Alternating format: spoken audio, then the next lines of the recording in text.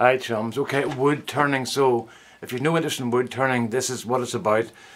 I'm going to do a few short videos now, well, over the next few hours, on just some little tips and hints that I have found useful to help anybody starting off. Most of you maybe know these things, but for somebody coming along that has never done it or has never bothered to do it, some of these tips might work out, okay? So instead of doing big long videos, I'm going to do a series of little short videos, and then I've got a couple of videos to go yet, and those are in the can, isn't that what they say? I think I'll just put the original up and then go back to editing again and try to work out what to do. I really should read the instructions before I try to do it. But anyway, we'll start first of all with a little thing I made at the end of the lathe.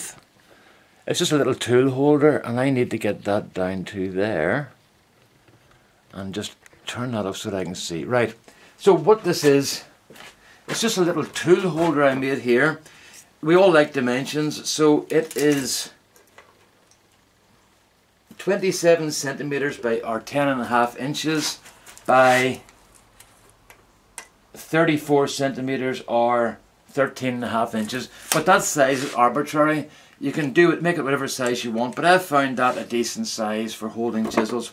The beauty of it is, most people are left-handed. I'm left-handed, most are right-handed, but we tend to store our tools on the right-hand side of the lathe. So this is a little thing that you can just put your tools on. It means that whenever you're using something repeatedly or doing a repetitive job, the tools you need are always sitting on hand. And it's a great wee thing. I made this a number of years ago, and it's really good. I'll just show you what it basically is. Oh, I'll just show you something else. No, I'll show you in a minute.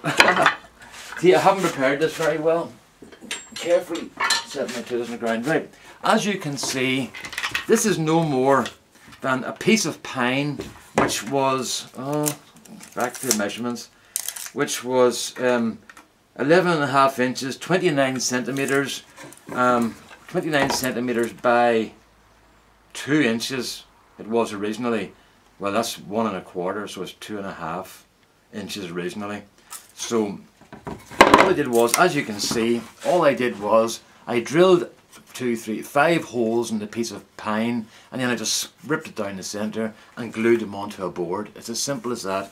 I did one little other thing just to make it a bit more usable.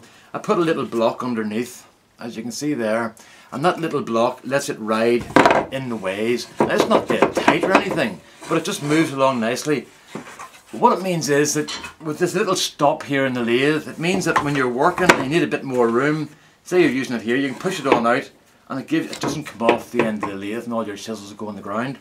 Now, I put a little strip here at the back to rest on the back of the lathe, so there's a little tilt on it, and it means you can set pencils on it and stuff, or little dowels, or whatever you're using is round, and they can sit on it and they don't go anywhere. Okay, so that's just a little 5-10 minute job that can make your life a lot easier to lathe. And as you can see, the two posts will slide right up to it before it locks, so it still gives you a fair bit of room, and you're only losing, what's that? You're losing about 6 inches, or about, what, 15 centimeters of your lathe by putting that on it. So most of us don't need a big long lathe bed, so that works very well. It would work on a short lathe as well, you know, just make it a bit smaller maybe.